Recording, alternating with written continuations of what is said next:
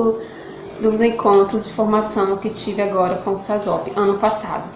Então, falar desses encontros, para mim, é gratificante. Por quê? Porque, assim, foi momentos de interação, posso dizer assim, porque, assim, a gente sempre, a cada encontro, teve uma troca, a cada encontro tinha um convidado diferente. E o bom disso, que as pessoas que estavam organizando, como a Carmen, a Socorro, eles sempre davam deixar a gente bem, digamos assim, aberto para dialogar, para fazer perguntas. Para cada encontro que a gente tinha com o participante, convidado que ela chamava, a gente podia discutir esse tema na qual a gente fazia as perguntas, né? Então, assim, durante o encontro, as perguntas, a gente perguntava, tirava nossas dúvidas e junto a gente debatia esses assuntos. E a cada encontro vinha um participante diferente, onde era discutido assuntos que tinham a ver com a realidade no momento que estava acontecendo, que era em plena pandemia. E durante isso também foi discutido vários temas, como temas muito bons, relevantes, né, que a gente vive no nosso cotidiano em dias atuais, que não foram dias fáceis, mas estamos aí, né? E foi assim, houve muita troca, muito conhecimento, muito feedback, e eu posso dizer que para mim foi muito bom, foi gratificante, e é isso, viu? Espero estar aí, gostei muito, e foi assim, trabalhando juntos, houve muita troca, muito conhecimento, muita informação e muito assunto que se trabalha tanto no campo, com ações contextualizadas, como no nosso dia a dia, né? Como trabalhar, de que maneira trabalhar, como fazer, como buscar, né, a melhor solução para trabalhar com nossos alunos e como se adaptar a essas realidades do que acontece no campo, na comunidade em si, no ambiente onde o aluno está inserido, né? Então foi muito debatido esses assuntos em relação a como trabalhar ações contextualizadas, tá? Foi muito bom, foi muito gratificante, foi construtivo. O SASOP, desde 2017, desenvolve um trabalho de educação contextualizada com educadores e educadoras de 8 escolas, sendo 4 escolas no município de Remanso e 4 escolas no município de Campo Alegre de Lourdes. Essa ação se dá em comunidades rurais onde o SASOP já tem atuação. E ela surge muito da necessidade, né, do diálogo entre a escola e a comunidade, né, e seus diferentes territórios educativos, com base nos princípios da educação contextualizada no campo, como espaço de cultura e produção de conhecimento para a transformação da realidade. A gente já desenvolvia um trabalho educativo com as crianças dessas escolas, abordando temáticas que são importantes e caras para o SASOP, né, onde o nosso foco principal passa pela questão da segurança alimentar e nutricional. Então, de forma lúdica, nós abordamos essas temáticas com essas crianças. E a partir daí, a gente também sentiu essa necessidade de poder envolver esses educadores. Então, essa ação vem se dando, né, anualmente, desde 2017, né, onde mensalmente a gente mobiliza esses educadores através de consultorias, abordando conteúdos que diz respeito, né, à questão da convivência com o semiárido. Então, a partir de 2020, nesse processo de pandemia, essa ação inicialmente foi paralisada. Então, a partir do segundo semestre, a gente passou a refletir e sentiu a necessidade, né, de experimentar esse momento novo, de desenvolver uma formação, né, de forma remota com esses educadores. Mesmo sabendo de todas as dificuldades, né, que o campo tem enfrentando nesse período, principalmente os limites, né, da tecnologia, do próprio acesso à internet, nós apostamos em desenvolver essa formação. E nesse sentido, a gente contratou duas consultoras, onde elas abordaram, a partir do diálogo com os próprios educadores, com a equipe do SASOP, temas que são muito importantes para nós, né? Então, considerando esse momento de pandemia, a gente avaliou que era importante também trabalhar com esses educadores a questão do autoconhecimento. A própria temática, né, da educação do campo, a educação antirracista, o consumo consciente e a agroecologia, né? Então, através de convidados, foram realizados momentos, né, que se deram de forma remota, com essas pessoas que contribuíram na discussão e debate desses conteúdos. Mas, além disso, também foi criado um grupo de Zap, onde foram sugeridos temas, conteúdos, livros, vídeos, para que os educadores também, entre o intervalo de uma oficina e outra, pudessem também estar se aprimorando seus conhecimentos. E mesmo com todas as dificuldades, né, a gente avalia que essa ação ela foi muito importante. Muitos educadores, infelizmente, não puderam participar pelos limites que eu já falei, né? Alguns nem tinham o equipamento para acessar, outros tiveram dificuldade de acesso à internet, mas a partir do grupo que participou, considerando esse contexto, onde de certa forma as pessoas estão vivendo, né, um processo de isolamento social, a gente pode avaliar que esse foi um momento muito rico, né, que a gente pôde refletir conteúdos que são fundamentais e que abrem novas janelas, né, novos horizontes para esses educadores. Então, a gente pode avaliar essa ação de forma bastante positiva, né? E assim como se dá no próprio processo semiárido, né? A gente está aprendendo, né, a conviver, processo de pandemia, né, e podendo redescobrir novas formas, né, de aproximar. Então, a gente viu, né, que mesmo com todos os limites, essa formação, ela possibilitou, né, construir pontes entre esses educadores, né, proporcionar momentos que valorizaram, né, o próprio conhecimento desses educadores e sua ação, né, momento de partilha e socialização e construção de conhecimento. Então, a gente, nesse momento, quer muito agradecer a contribuição de Carmen e Socorro, que foram as consultoras que estiveram à frente desse processo, e a própria equipe do SASOP, né, os técnicos também que contribuíram com essa ação. Então, a nossa gratidão.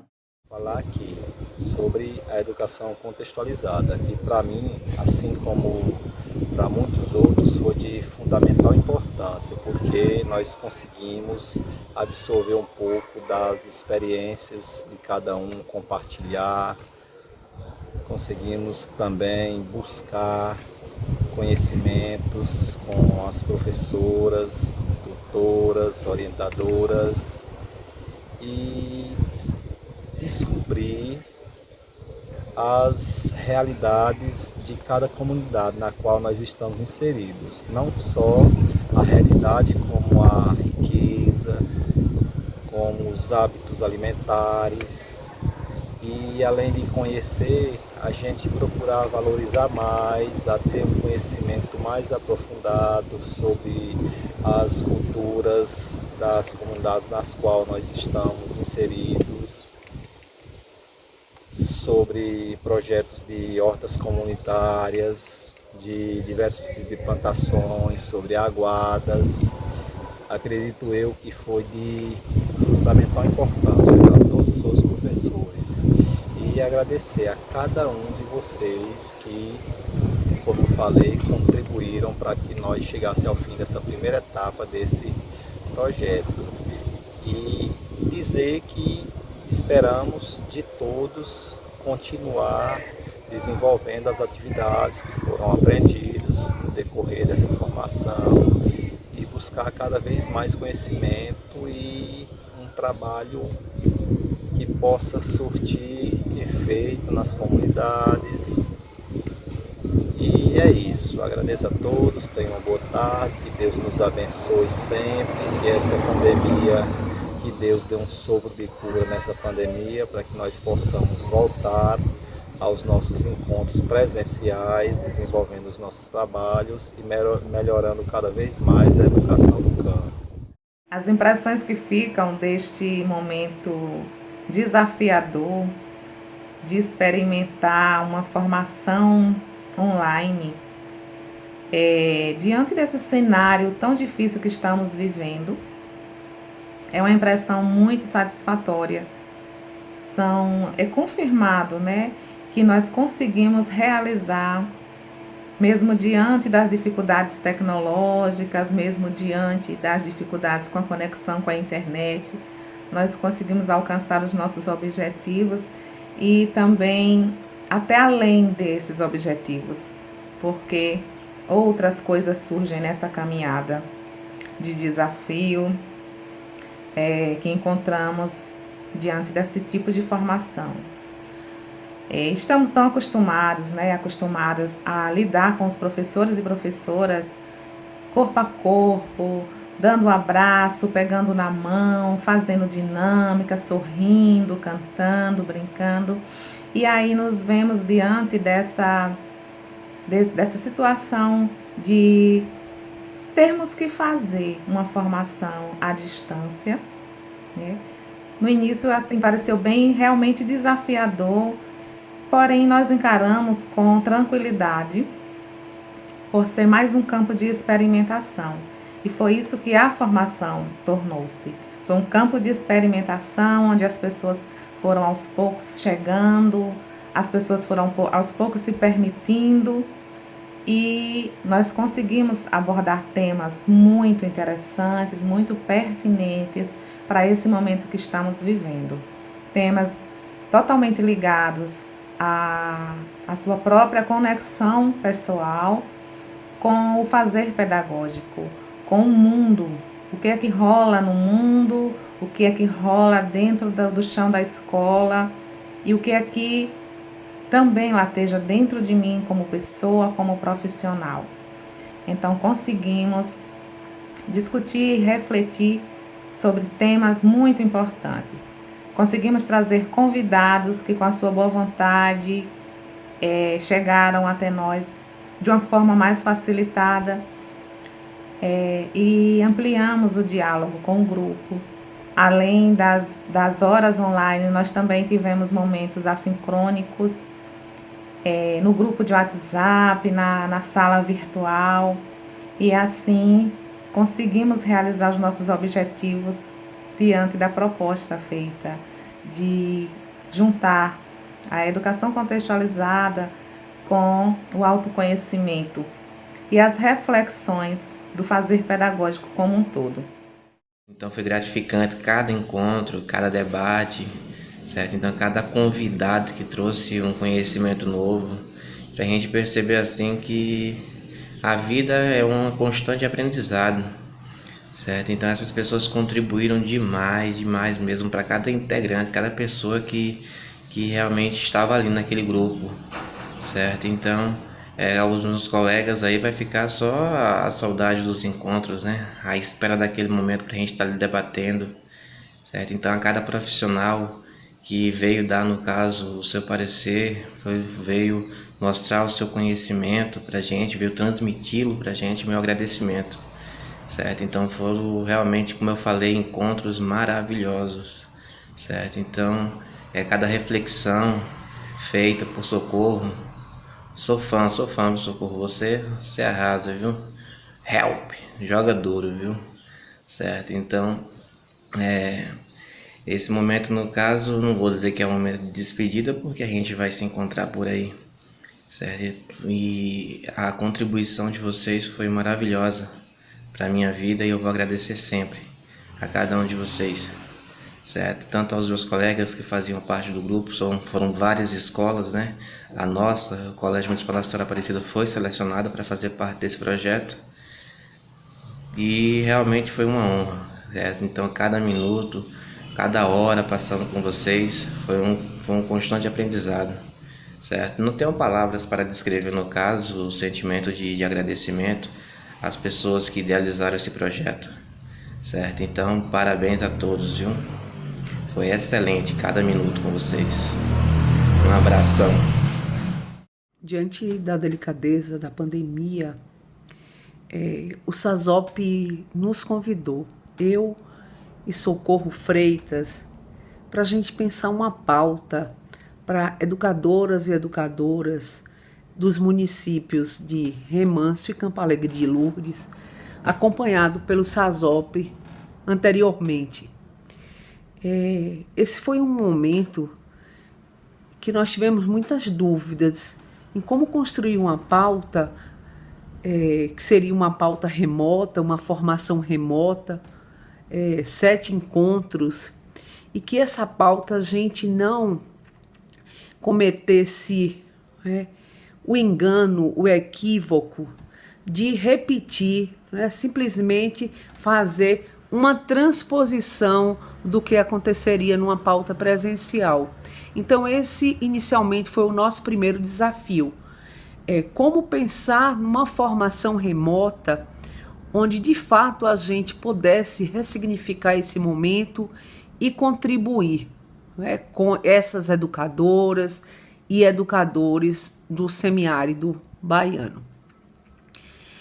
Então, diante desse dilema inicial, de tantas outras dificuldades em relação à própria tecnologia, começamos uma costura com educadoras e educadores que fariam parte desse projeto e representantes do SASOP. A nossa pauta e a nossa proposta, ela está baseada num princípio que ela é atravessado por África, que seria no princípio de aquilombamento.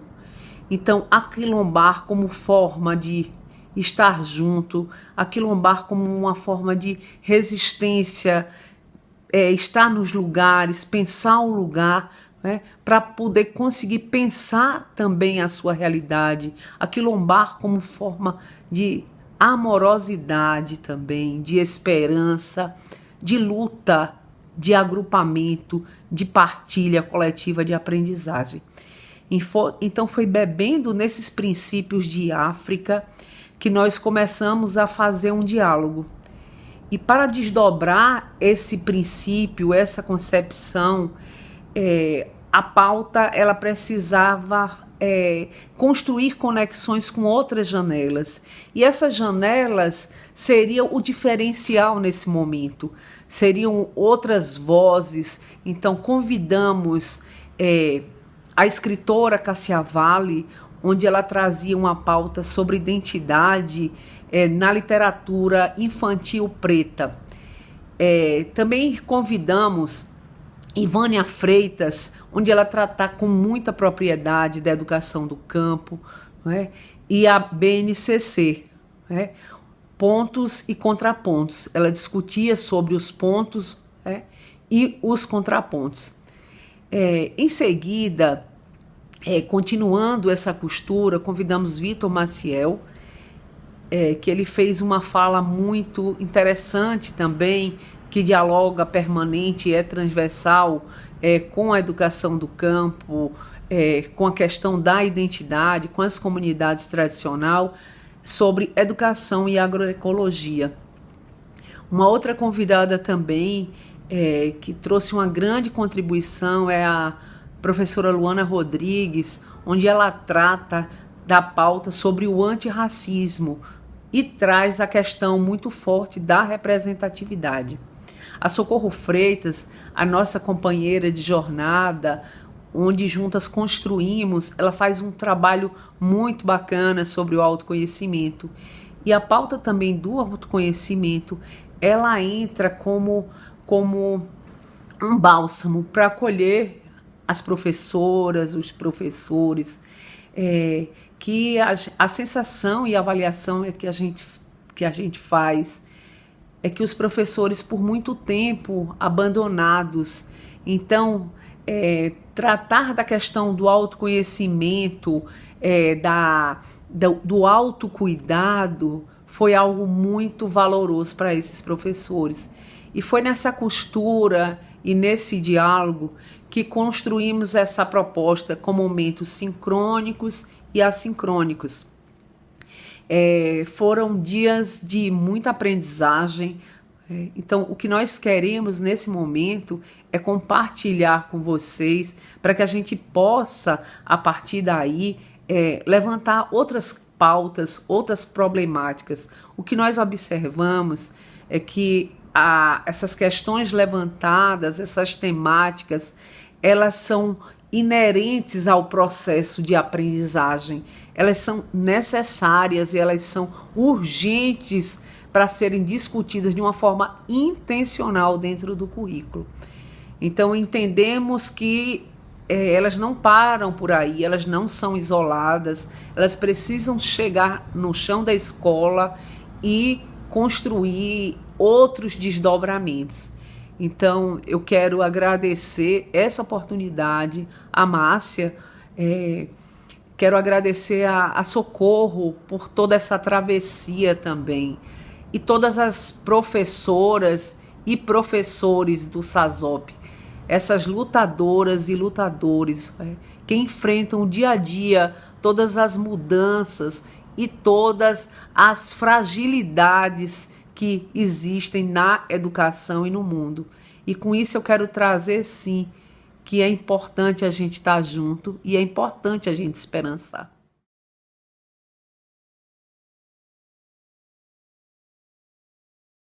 Quando a gente lança o livro, e eu vou confessar, eu queria falar de museu, porque eu sou uma museóloga, fui fazer o curso de o mestrado, ainda com reclamações. Eu acho que as pessoas têm uma ideia muito estranha da museologia, do museu.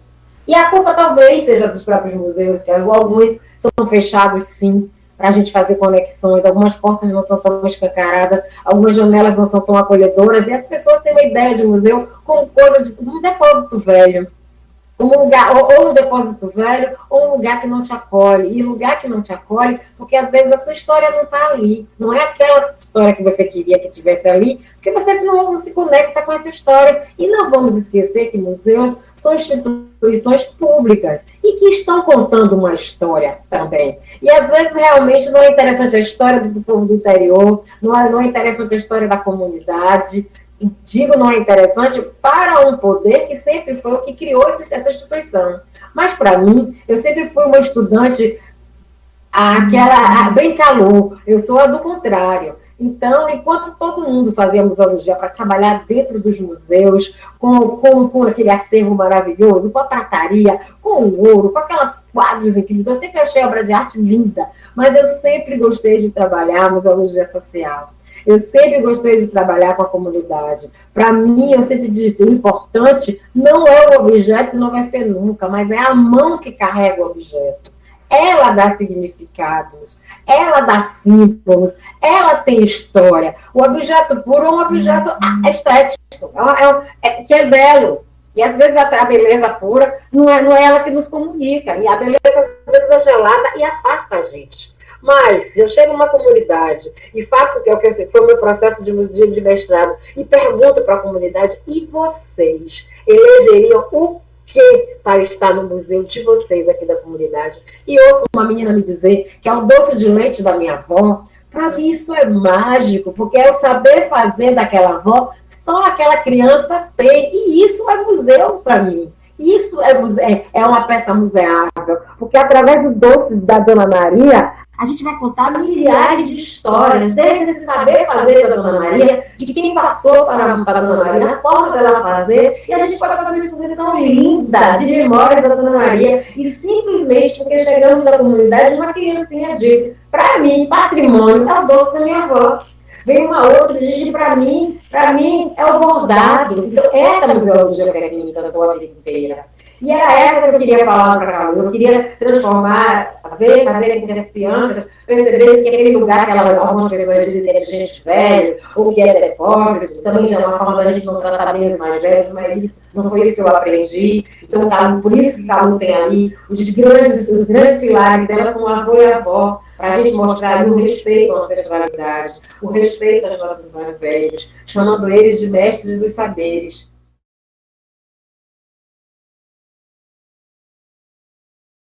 Para além, eu acho que além de falar de museu, a gente traz o protagonismo negro, que ainda é uma grande briga. A gente tem poucos livros com capa preta. Em 2020, nós escritores, para botar uma firmeza do crescimento dessa literatura preta infantil, que é necessária, sim. Vocês vão dizer, mas por que precisamos ganhar esse título? É na briga, mas na briga para poder ter um lugar. Depois a gente vai falar, talvez a gente sonhando, daqui a uns 15 anos, a gente precisa mais tanto para falar o título. Mas é necessário, sim, um editor grande produtor, narrativas, não falar. A gente diz literatura preta infantil, é porque quem está escrevendo essa literatura são negros, com histórias e narrativas próprias, com olhares sobre o seu patrimônio, sobre o seu lugar, que é diferente de uma... Não estamos querendo queimar livro nenhum, os que já existem aí, mas a gente quer o nosso lugar. E outro dia eu disse, eu quero o nosso lugar no mesmo lugar. Eu não quero o livrinho da capa preta escondidinho lá. O mesmo lugar que tem o livro para todo mundo, da editora Cara, vai ter que ter para a gente. Mas a gente só vai conseguir se a gente vai junto. Eu mesmo tive um convite para ir para uma livraria do Equador, e eu fiz, mas não me interessa Calu sozinho. Porque é muito forte, é muita uma briga sozinha, mas não interessa. Eu venho de grupo, do coletivo, e o bando tem a história que ele tem, porque nós somos muita gente brigando e falando sobre uma coisa. Não interessa eu sozinha com o meu livro, para que bom, a gente conseguiu levar para o Shopping Salvador. Sentei com a gerente, disse que tem mais, porque a gente tem realmente uma galera muito boa. Acho que a Bahia está num momento maravilhoso. Eu posso dizer aqui 5 autores que eu acho muito bacana: Ana Fátima, Adilson Passos, Marcos Cagé, Calipsa, Paula Brito. São pessoas que já trabalham há um tempão ali com essa literatura, e que não adianta a gente fazer separado. Isso não vai nos fortalecer. A gente tem que estar junto para dar mais força a essa literatura preta que vem crescendo, vem sendo valorizada. E isso é importante. É importante porque representatividade importa sim. Queria deixar para vocês uma história que eu acho que vocês vão entender exatamente o que é que eu acho da arte.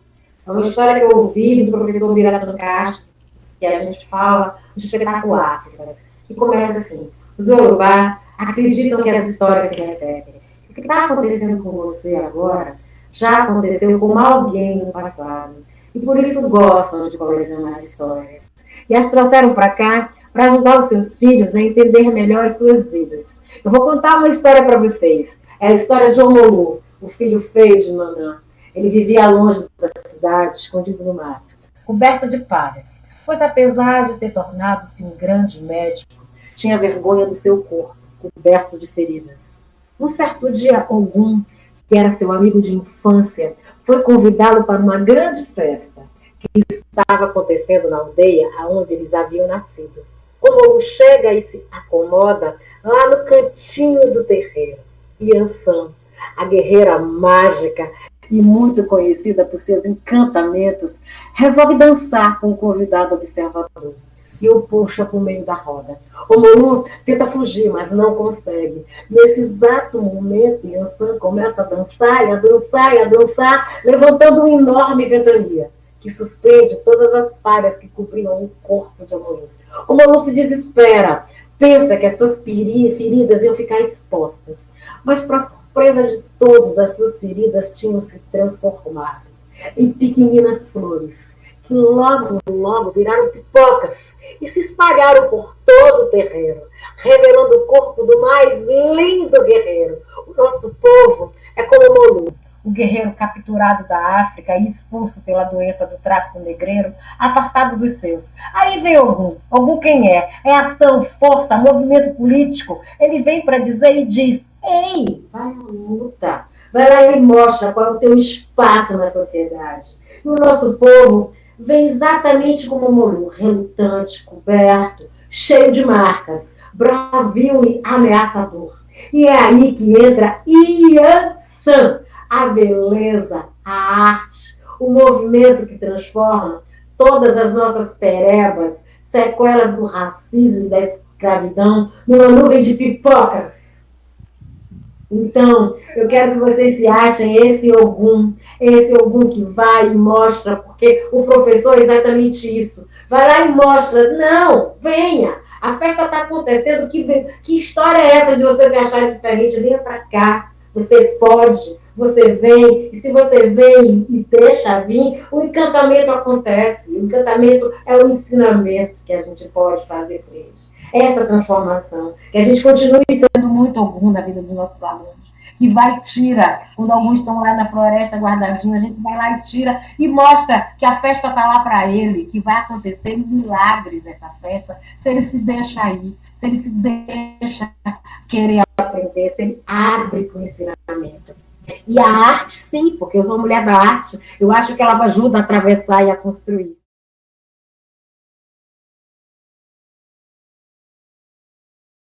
Nesse debate da educação do campo, tá dizendo a Carmen, não sei muito o que é que vocês têm acumulado, né? Mas sei que já tem muita coisa hoje disponibilizada, né, sobre esse tema, circulando por aí.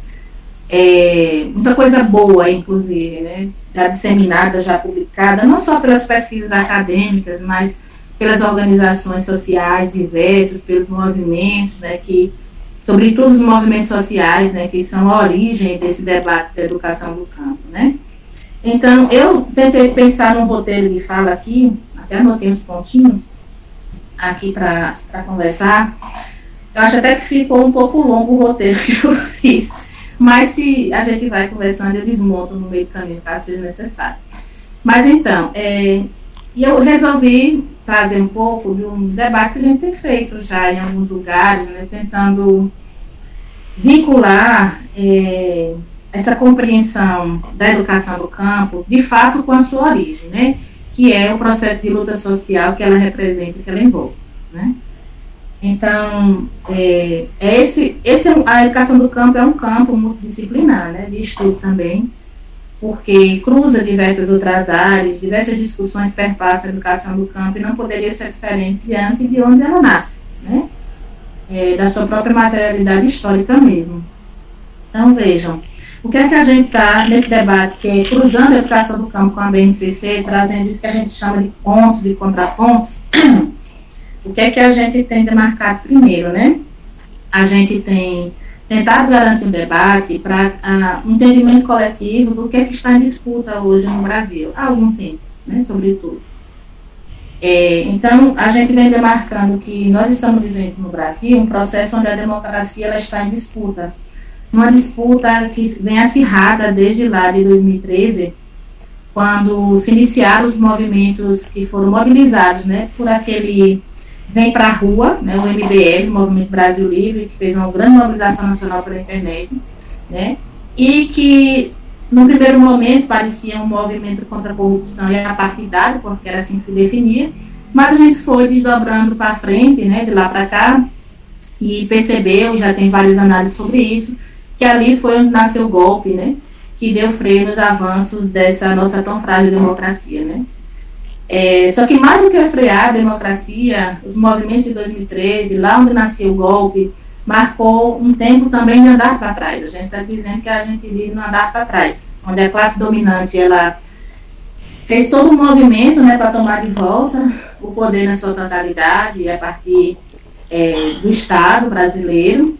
Em 2016, nós, classe trabalhadora, perdemos uma batalha nessa grande luta aí pela democracia, que foi quando a gente teve um grupo de deputados, né, que estavam alinhados aos interesses dessa classe dominante e que tirou a legitimidade do voto popular e nos colocou nesse ciclo político decadente, né, e até assustador, de tão louco que tem sido de lá para cá, né? Então, a gente tem perdido, como classe trabalhadoras, muitas batalhas, né? Nessas disputas que a gente tem vivido. Algumas delas terríveis para todos nós, né? Que representam uma perda de direitos muito grande, como a reforma da Previdência, a reforma trabalhista, né? A reforma administrativa em curso e as reformas na educação. Sobretudo, com forte efeito nas reformas da educação e na educação, a gente tem aí a Emenda Constitucional 95, que foi aquela que congelou, né, os recursos da educação, da saúde, da assistência social em 20 anos. Então, ela tem um efeito muito grande hoje sobre a educação pública brasileira. A gente vem perdendo batalhas quando a gente vê um Estado brasileiro, né, chancelando a violência contra os trabalhadores e trabalhadoras do campo e da cidade, né, contra os povos indígenas, contra os negros, contra as mulheres, né, tudo que já acontecia, mas não acontecia com o chancelamento do Estado, como ocorre hoje, né, do Estado brasileiro.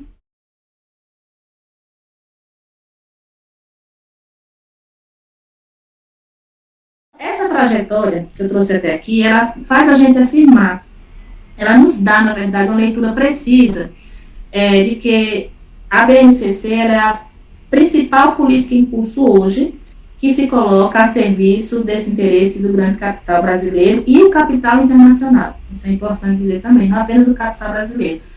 Essas reformas que se dão na educação pública brasileira hoje, elas estão dentro de uma agenda internacional, né, pensada para os países que ficam na periferia do capital e que precisam se adequar aos ditames, né, aos consensos internacionais que vão regulando a educação pública do Brasil e nesses países da periferia do capital, né? Então, essa trajetória que eu trouxe até aqui, dos conflitos nacionais, né, das mudanças que a gente vem vivendo na política, na economia, isso faz a gente entender e reafirmar que a BNCC hoje, ela representa o projeto da classe dominante para a educação brasileira. E a intenção desse projeto é assegurar que se forme na escola, que se forme via currículo padronizado, o perfil do trabalhador necessário para se adequar às mutações desse processo de reestruturação do trabalho e esse processo de crise do capital, né? E não é apenas, quando a gente diz assim, formar o trabalhador necessário, não é apenas o trabalhador como mão de obra, como força de trabalho, que é o que nós somos, né? Mas, sobretudo, essa lógica de formar o cidadão consumidor. E esse conceito do cidadão como condição de consumo, como poder de consumo, cidadania relacionada a poder de consumo, esse é um conceito que está cada vez mais fortalecido, né? E ele restringe a cidadania à perspectiva do individual e tira a cidadania da sua lógica da coletivização. O que faz a escola do campo discutir o campo é esse vínculo da escola com os sujeitos. Quanto mais a gente se aproxima dos sujeitos, e aí as estratégias participativas, investigativas da vida são muitas. A pedagogia da alternância nos dá muitos elementos sobre isso, né, com os instrumentos que eles têm de investigação da vida, educação popular, educação freiriana, já nos apontava diversas formas e estratégias que a gente tem de fazer essa aproximação da escola com a vida e colocar isso dentro do currículo. É assim que a realidade vai para o campo. Agora, sempre bom entender, vou só deixar sinalizado aqui que pode ser um bate-papo posterior, a realidade é maior do que aquilo que a gente vê na nossa comunidade, né? Por isso que eu estou dizendo, ela é o que a gente vê e ela é aquilo que a gente não vê, mas que determina a vida na nossa comunidade. Então, a realidade não é só o que a gente toca, que está de concreto na nossa frente, mas também aquilo que a gente não compreende, mas que ultrapassa e perpassa a nossa vida.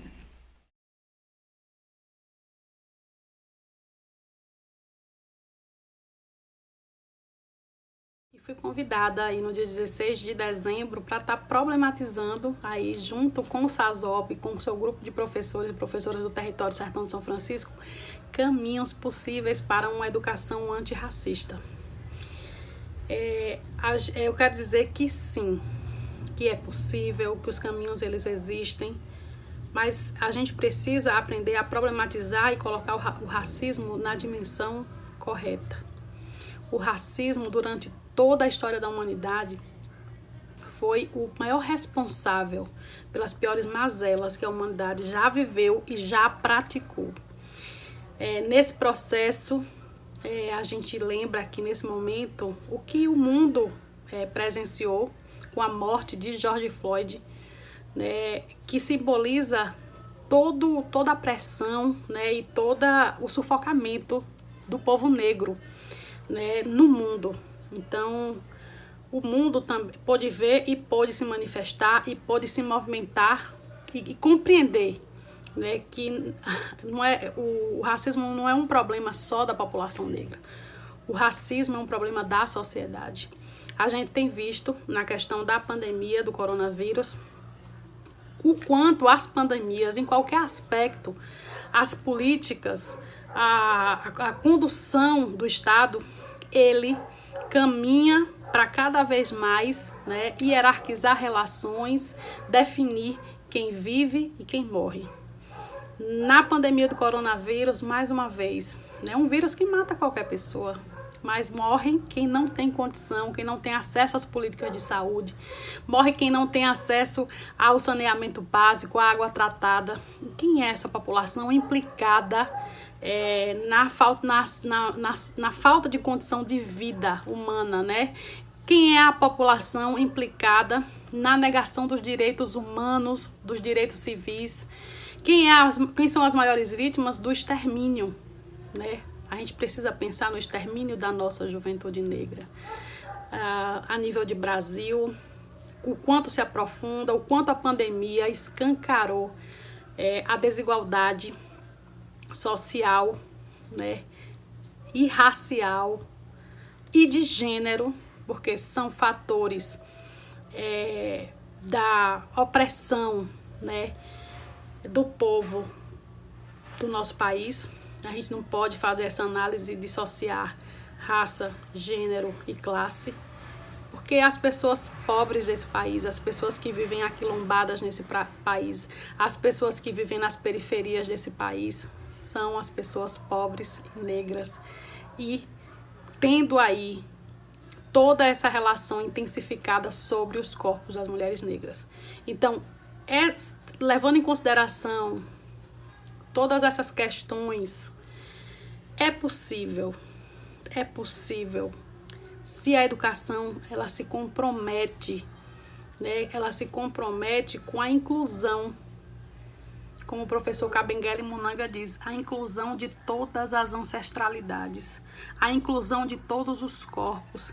A educação, durante esses séculos de existência de Brasil, durante o processo da colonização e durante todos os impactos da colonialidade que nós ainda vivemos, a gente precisa que a educação mude o foco, porque a educação produziu monstros.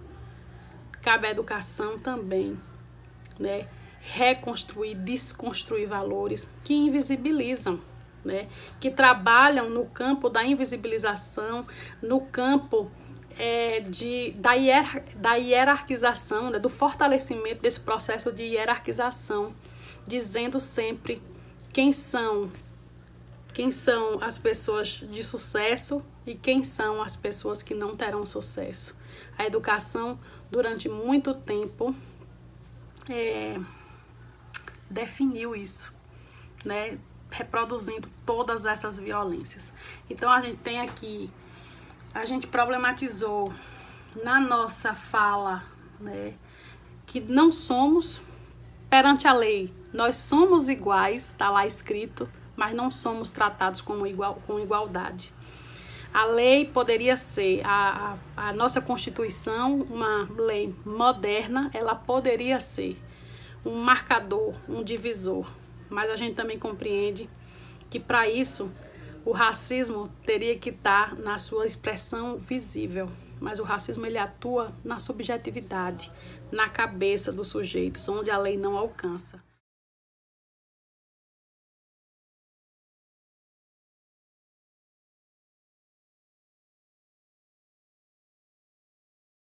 Então, a lei não teve, a lei que coloca o racismo, que tipifica o racismo como um crime inafiançável, ela não alcança as práticas subjetivas do racismo. Então, a lei não tem efetividade, né? A gente problematizou também que a educação ele é um instrumento transformador, mas também produtor e construtor de violência, racismo, sexismo, LGBTfobia. A educação, ela reproduz todos esses valores que estão imbricadas na matriz opressora, né, da Constituição do Estado, de um modo geral. Então, que educação oferecer? Uma educação multicultural, pluriversal, inclusiva, uma educação que integra todas as histórias, todas as identidades e aportes culturais de todos os povos que aqui se encontraram por questões históricas. Uma educação inclusiva que contemple todas as ancestralidades brasileiras, ou seja, as indígenas, as africanas, a europeia, o povo asiático, sem violências contra a história dos povos historicamente perseguidos. Por que começar? Por onde começar essa educação? A família. A família tem grande responsabilidade sobre isso, né? Então, a gente precisa trabalhar com esse tripé. Começar na família, a escola tem que dar continuidade, a sociedade precisa compreender que são valores que precisam ser cultivados, que precisam ser construídos a partir dos espaços. Então, a família tem responsabilidade, a escola tem responsabilidade, a sociedade como um todo tem responsabilidade na construção de uma educação inclusiva, né?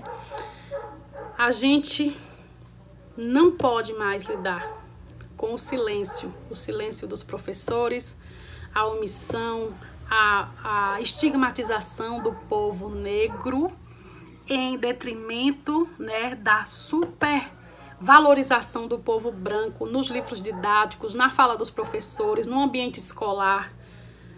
A gente, muitas vezes, a gente exalta as culturas lá de fora, o povo lá de fora, a raça, a cor do povo lá de fora, e a gente esquece, a gente invisibiliza os nossos jovens, as nossas crianças. A gente transforma, a gente não pode ser agente transformador de sujeitos ocultos no processo da educação formal e nem da educação informal. Então, por isso que a educação, a família, a escola, a sociedade tem dever com isso, né? Então, o professor, ele não pode, né? Ele não pode se silenciar diante dessas práticas. Bell Hooks nos traz o seguinte: Bell Hooks, ela que é uma intelectual negra americana, ela vai nos provocar a partir da literatura, da construção histórica, da educação de Paulo Freire.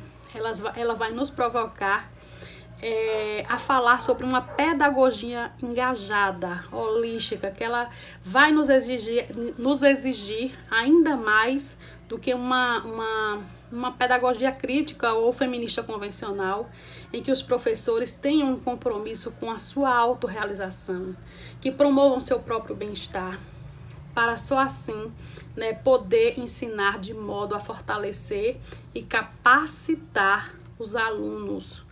Então, essa educação holística, ela vai visar tanto o sujeito educador como o sujeito educando.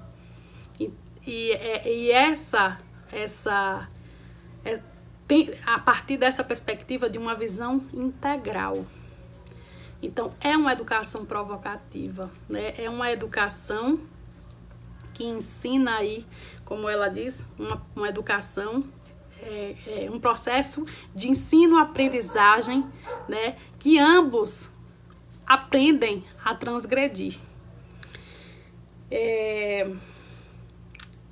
A gente não pode deixar de falar sobre as políticas afirmativas, sobre a importância que tem sido no nosso país, né, a adesão às políticas, o compromisso com as políticas afirmativas. São políticas de reparação, em que vai reparar a desigualdade visível, onde ela vai reparar a condição inacessível que tinha o povo negro antes das políticas afirmativas de acessarem os espaços educacionais, não porque nós somos incapazes, mas porque nós não tínhamos e não temos as mesmas oportunidades.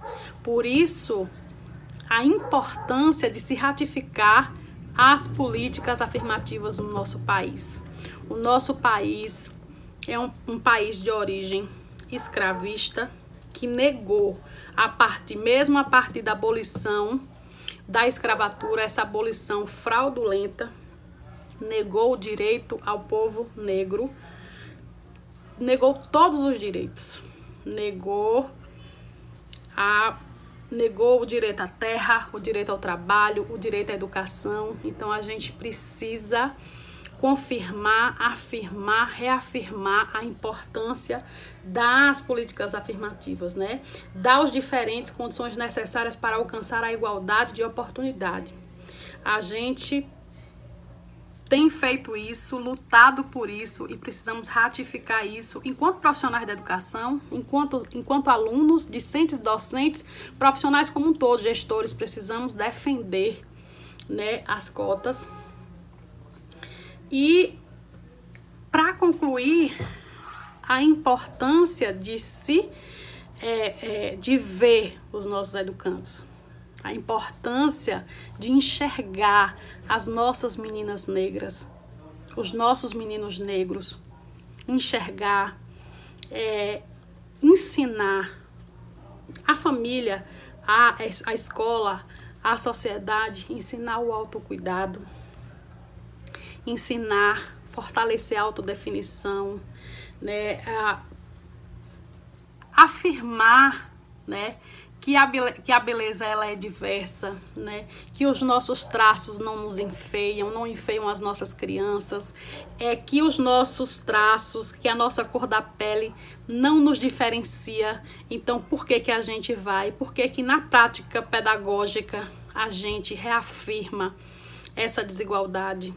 Né, afirma sempre, enaltece sempre o alter ego da criança branca, enquanto a gente macula, marginaliza, a gente fere a criança negra, o adolescente negro.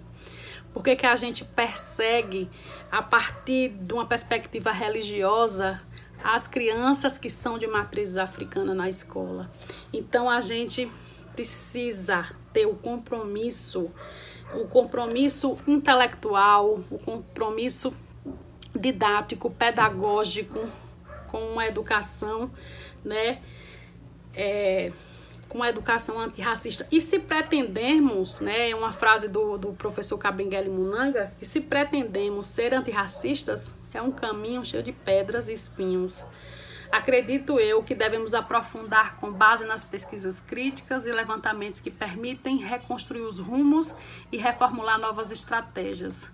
Nessa conjuntura, com todas as dificuldades que a população vive, quase sem representação em todas as esferas do governo federal que nós estamos vivendo. Então, nós estamos aqui, nós precisamos construir um compromisso epistemológico.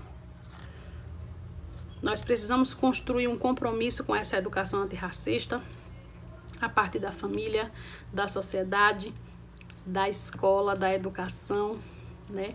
Para que a gente possa construir, fortalecer novos paradigmas, para que a gente possa fazer de fato uma educação inclusiva.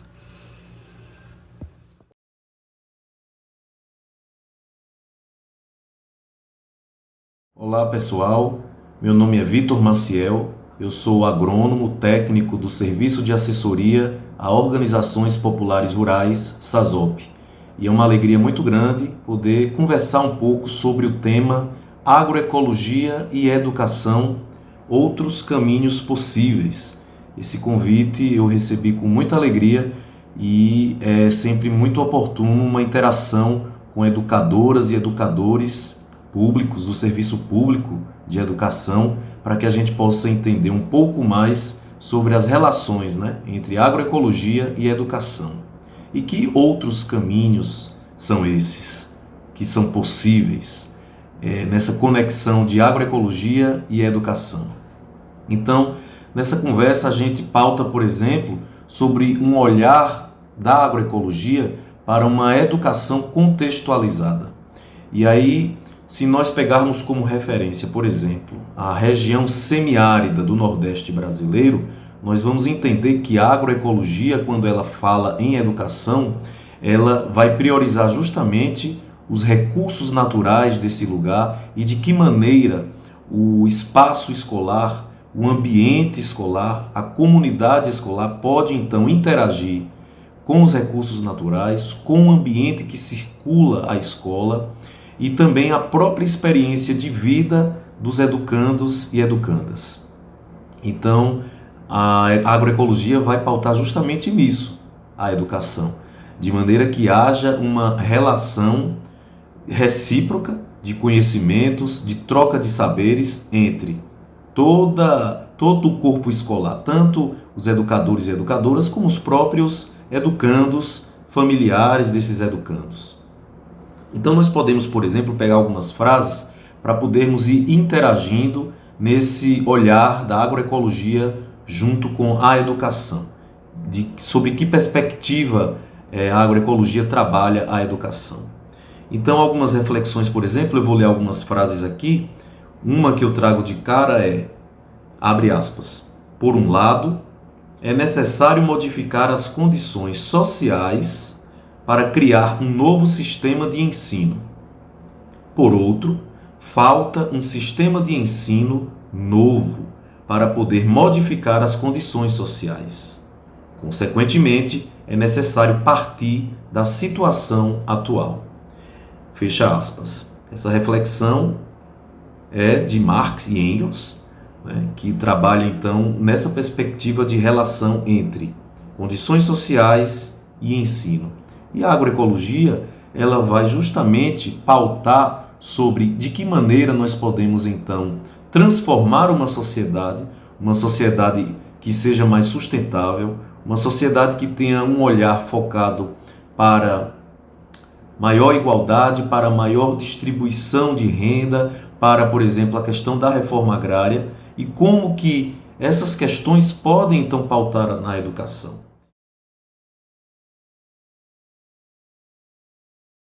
Em que medida nossa sociedade se encontra hoje? Quais são as condições atuais em que a nossa sociedade vive? Sobretudo a sociedade rural, a sociedade do campo. Então, a partir dessa reflexão, a agroecologia puxa essas indagações, faz essas indagações justamente para poder provocar a transformação das questões sociais mais relevantes, e o ensino pode contribuir nisso.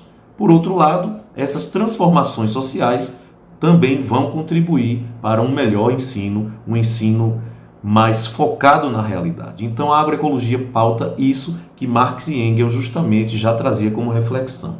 O professor Leandro da Vila Aparecida, ele traz a seguinte reflexão: como trabalhar essa conexão agroecológica no sentido da sustentabilidade quando a todo momento o governo reforça o agro e faz um desmonte nas instituições públicas que buscam esse equilíbrio? Então o professor termina perguntando o seguinte: como articular o sentido sustentável da agroecologia quando na própria instituição escolar, devido às políticas governamentais, falta alimentação saudável? Então, professor Leandro, realmente essa sua indagação ela é muito pertinente porque a gente fica vendo as contradições. Como é que eu vou trabalhar agroecologia se, por exemplo, na alimentação escolar, só um exemplo, nós não temos uma alimentação saudável, nós não temos, por exemplo, uma alimentação produzida pelos agricultores e agricultoras familiares locais, que venham valorizar justamente, medidas que venham valorizar justamente a sustentabilidade. Então a agroecologia ela traz essa provocação.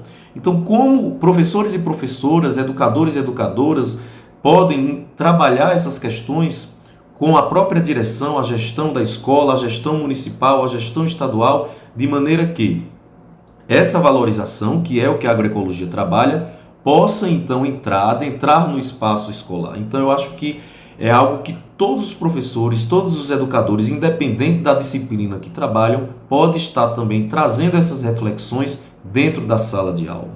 Esse entendimento que o PSTRAC traz reforça ainda mais o que a agroecologia busca então enfatizar, que é justamente um olhar não só para as disciplinas de forma dura, mas um olhar sistêmico também na educação, um olhar para a vida das crianças e dos adolescentes, um olhar para o todo, um olhar profissionalizante e que dialogue com o seu meio, com o espaço, com os conhecimentos que essas crianças e adolescentes já trazem consigo. Então a agroecologia também vai justamente provocar essa valorização como uma educação de formação cidadã e não só de uma formação profissionalizante.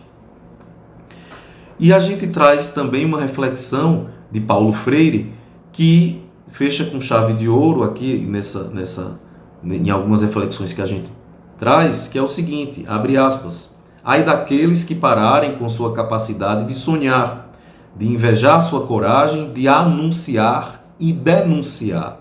Ai daqueles que, em lugar de visitar de vez em quando o amanhã, pelo profundo engajamento com o hoje, com o aqui e o agora, se atrelarem a um passado de exploração e de rotina. Então a agroecologia, concordando com Paulo Freire, vai justamente fazer com que a educação ela abra novas possibilidades a partir de anúncios e denúncias do que se vive hoje, no presente, vislumbrando um amanhã. E que esse anúncio e essa denúncia possa justamente fazer um movimento do esperançar que Paulo Freire também anuncia, que é ter esperança fazendo um movimento de transformação do agora para que se de fato se viva um amanhã sonhado, um amanhã desejado. E aí isso dialoga, por exemplo, com outras reflexões que colegas educadores e educadoras que participaram desse momento trouxeram. Que em algumas escolas a agroecologia, por exemplo, é uma disciplina, como inserir a agroecologia no planejamento das aulas dos professores na escola que não tem essa disciplina. E como entender essa frase, agroecologia e agronegócio são inconciliáveis. Então, respondendo essas duas perguntas, a gente pode inserir a agroecologia em todos os aspectos, em todas as disciplinas, tanto da educação do campo como da própria educação urbana. Porque se nós entendermos a agroecologia como um novo olhar de produção de alimentos sustentáveis e todas as pessoas se alimentam, a gente pode trabalhar a agroecologia na matemática, na geografia, na história, no português, utilizando elementos que a agroecologia debate, sejam elementos de produção, da própria produção agrícola, mas também das questões políticas, das questões estruturantes, das questões sociais. Então a agroecologia ela pode ser trabalhada não só como uma disciplina isolada, mas ela pode abarcar, ela pode contribuir em diversos outros aspectos das disciplinas, de um modo geral. A partir do momento que a gente valorize os recursos naturais e o conhecimento dos próprios educandos e educandas dentro de sala de aula, nos seus aspectos diários, no seu cotidiano, no seu dia a dia. Então é um pouco isso que a gente quis trazer desse diálogo sobre como trabalhar agroecologia e educação, outra forma possível de inserir a agroecologia na educação e de trabalhar a agroecologia dentro de sala de aula. Muito obrigado e espero ter contribuído nesse debate que na verdade é uma troca onde a gente sempre está aprendendo juntos. Forte abraço. A formação, ela nos trouxe a oportunidade de melhorar e trazer significância ao nosso trabalho pedagógico. Uma vez que somos professores do campo, essa competência nos desafia a trazer um olhar crítico para a realidade da nossa educação no campo. Precisamos trabalhar com ênfase na grade curricular, mas precisamos também, como prioridade, trabalhar a família, a escola, a comunidade, o aluno do campo. E o TDAH com formação nos trouxe essa oportunidade de inovar, de melhorar as nossas práticas pedagógicas. Foi gratificante, foi muito especial. Fica aqui o meu agradecimento a todos os envolvidos, Esse ano foi um ano mais difícil, mas não tirou a nossa essência de trabalhar, de dialogar, dividir nossos conhecimentos, nossos pensamentos, nossos métodos, mas teve uma certa saudade em relação aos nossos encontros presenciais, não é a mesma coisa, mas foi a oportunidade também que nos trouxe a trabalhar com os outros colegas, mesmo de longe, a gente estava perto de uma certa forma.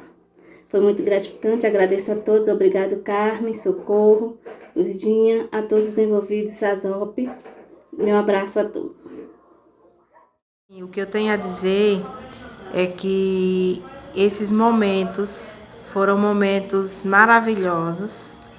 Eu tenho certeza que eu e todos que participaram só tenho a agradecer, principalmente a Renê, a Alda, que fizeram parte inicialmente desse processo, a Lurdinha, enfim, a Carmen, a Socorro, e também agora nesses momentos de pandemia, né? Nesse momento que nós estamos vivendo. Foram momentos que nós só temos a agradecer vocês, porque foram momentos maravilhosos que ficarão guardados para sempre em nossas memórias.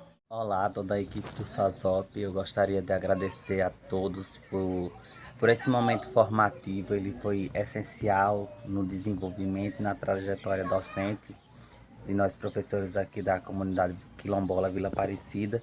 E eu acredito que esse trabalho ele foi importantíssimo, não somente por abrir os horizontes de nós docentes, mas como dar uma nova perspectiva educacional à comunidade.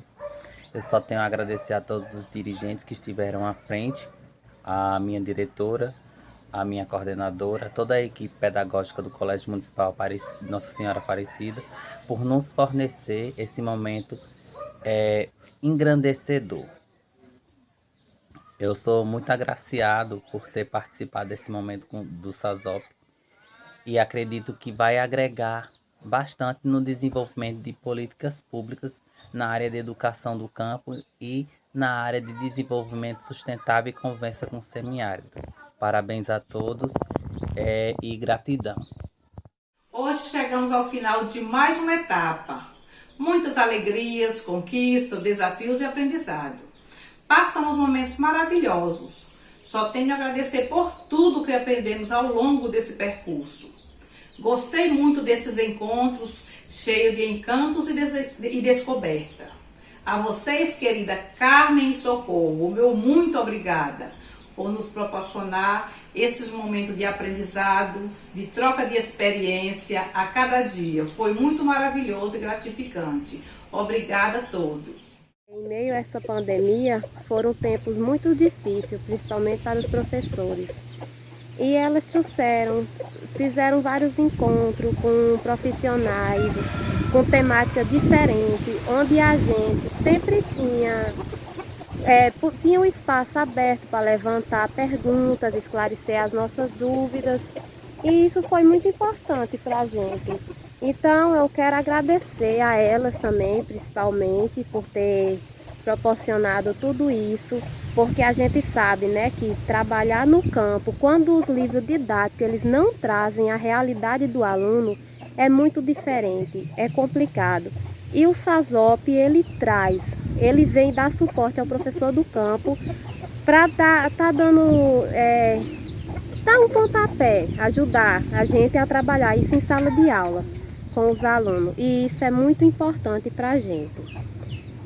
Gostei muito do sarauzinho da Calor. Tomara que o SASOP proporcione isso pra gente, porque foi muito bom o sarauzinho. Amei, amei mesmo, de paixão. Quero agradecer a Deus por ter dado a vida a gente, né? A gente tá com vida e saúde em meio a tudo isso que tá acontecendo. E você, Carmen, Lurdinha e Socorro, porque se disponibilizar desse jeito para poder ajudar a gente é demais. Vocês são top, top mesmo. Muito obrigado. Gratidão é a palavra que define isso. Participei do SASOP, foi muito bom, aprendi muitas coisas, né?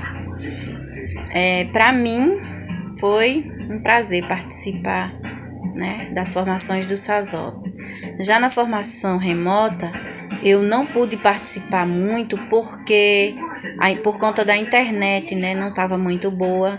Eu fiquei um tempo sem celular, mas ainda cheguei a participar de algumas aulas, né, gostei muito das aulas, né, a gente pôde aproveitar bastante sobre o ensinamento de cada um. A importância dessa formação foi muito gratificante, muito somativa. Ela veio para aprimorar o nosso conhecimento pedagógico. Com os encontros, cada encontro a gente aprendia uma coisa diferente. Tinha a participação de todos. Antes dos encontros, a gente tinha o espaço para a gente dar a nossa opinião, a nossa sugestão. Então, assim, eu lembro de uma formação que foi muito importante, que falava sobre a importância da representatividade. Então, eu acho isso ímpar, né? É importante, sim, a representação em relação à cor, à raça, à etnia. Então, assim, ficou marcado, apesar de ser um momento muito crítico da pandemia, a gente não deixou de contribuir e nem de ampliar o nosso espaço, né, de conhecimento. Então, assim, meu muito obrigado a Carmen, a Lourdinha, a Socorro, a todo mundo, a todos envolvidos, porque o TDAH com essa formação nos proporcionou aumentar ainda mais o nosso conhecimento. E quem ganha com isso, justamente, é o aluno, né? Então, assim, ele nos ensinou a trabalhar de uma forma contextualizada. Foi muito bom durante esse tempo, né? Venho aqui para agradecer, né, a todos vocês, a todos os colegas, né, que fizeram parte dessa formação remota 2020 e também, né, durante todo o tempo desse trajeto que nós tivemos de formação desde 2017. Foi um processo de muita valia, de muita contribuição, onde tudo que aprendemos nessas formações com certeza foram sim aplicadas em sala de aula, e é com esse trabalho que nós viemos a somar dentro do nosso cotidiano escolar, na nossa realidade de educação do campo. Foi muito bom durante esse tempo de 2020, que de alguma forma, durante esse tempo, no contexto que nós estamos vivendo, da pandemia da Covid-19, foi encontrada uma forma, uma solução de estarmos juntos de alguma forma, né? Por meio do celular ou por meio do computador. Foi criado esse vínculo para então nós darmos continuidade ao nosso trabalho e assim, né, a gente ter uma forma de trabalhar, né, futuramente com o nosso alunado, né, com os nossos educandos das escolas do campo, na nossa comunidade escolar. Veio só a contribuir a cada dia, né, de formação durante esse tempo todo, os convidados com grandes temáticas de grande relevância para o nosso trabalho enquanto educação do campo, né, as temáticas que veio assim somente a somar para nós, a dar continuidade a esse trabalho, que muitos temas que nós não conhecíamos como trabalhar, e nessas formações serviu para ter uma caminhada para a gente dar continuidade a esse trabalho, né? Porque é um trabalho contínuo, né? Um trabalho que começa, é um trabalho de continuidade. E foi muito importante essa ideia da equipe do SASOP, vindo trazer a Carmen, a Socorro Freitas, né, com todo aquele seu trabalho do autoconhecimento, né, daquelas dinâmicas que ela trazia para nós, daqueles momentos de relaxamento, do cuidar do outro. Ela veio com essas técnicas do cuidar, né, e foi muito bom para nós, para a gente ver e rever o nosso eu, né, foi aquelas técnicas do autoconhecimento. Então, só tenho que agradecer a vocês por essa oportunidade, né? A equipe do SASOP, né? Que sempre se preocupou com essa formação dos professores e que procurou um jeito, né? Da gente não ficar sem a formação, da gente não ficar afastado, né, do conhecimento, né, no que diz respeito a esse projeto.